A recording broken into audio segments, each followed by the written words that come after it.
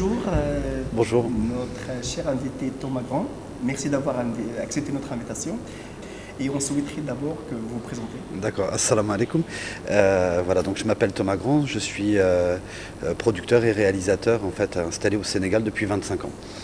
Très bien. Quelle est l'occasion? Vous pouvez nous parler de votre présence ici à Khouribga dans le cadre du festival documentaire sur votre mission, rôle. D'accord, donc j'ai eu la chance d'être invité par Dr Habib Nasri et aussi toute l'équipe du festival à FIFDoc pour être membre du jury de la compétition officielle de cette 11e édition du Festival international de documentaire de Khouribga. Voilà, donc c'est un moment où on a été installé chaleureusement, familialement, avec vraiment d'autres jurys qui viennent de Tunisie, du Maroc, d'Italie, voilà, donc à donner nos appréciations sur un panel de films qui nous était proposé. L'année dernière, vous étiez réalisateur, cette année membre du jury. Exactement. Donc vous êtes bien impliqué dans le festival. Bah écoutez, c'est une histoire d'amour qui a commencé maintenant il y a un an. Et vraiment, je pense qu'aussi c'est la volonté de Dr Habib aussi de conserver ces liens et de nous offrir la chance et l'opportunité de mieux connaître le festival et d'être ami du festival qui m'offre cette chance d'être très lié au festival maintenant. Oui.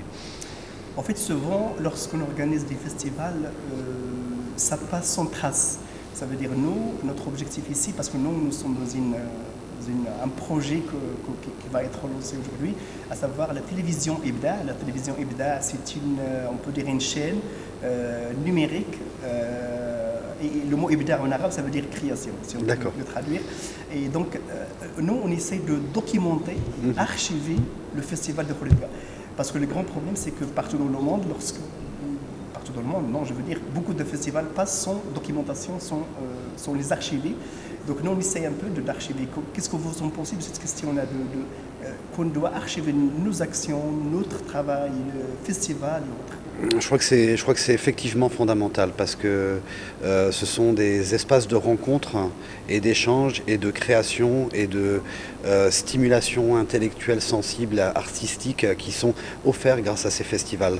Donc je pense que enregistrer ces moments, intégrer ces moments, réfléchir à ces moments, partager ces moments sont des choses très importantes. J'ai eu l'occasion de discuter sur ce sujet même avec Monsieur Bouzid qui était un des créateurs de l'autre festival de films africains de Khouribga et qui a depuis 1977 enregistré toutes les archives du festival de films africains. Et on a eu des discussions très intenses où il peut aujourd'hui retrouver, même avec des gens malheureusement disparus ou des gens qui sont très loin de nous, voilà, ces moments-là, cette intensité-là. Et je pense qu'aussi par rapport aussi à la force d'un festival aussi, c'est d'avoir toujours la possibilité de communiquer sur ces moments-là. Et je pense que c'est une belle initiative, effectivement. Très bien. Nous, on est intéressés de savoir toujours les points de vue des acteurs, des artistes, des acteurs de l'image sur la question de films documentaires. Oui. L'importance aujourd'hui du film documentaire. Qu'est-ce que c'est que le film documentaire? Comment évoluer le film documentaire et surtout transmettre la valeur du film documentaire aux jeunes ou à la jeunesse, ceux que demain après demain ils vont prendre le flambeau. D'accord, c'est une question complexe, complexe qui serait difficile à aborder en quelques minutes.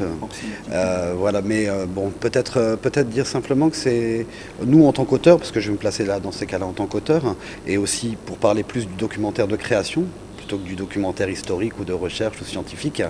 En tout cas, en documentaire de création, c'est une histoire, c'est un point de vue qu'on apporte sur le réel. C'est quelque chose qui est important. On fait des films aussi pour qu'ils soient vus, qu'ils soient débattus, pour qu'ils soient réfléchis.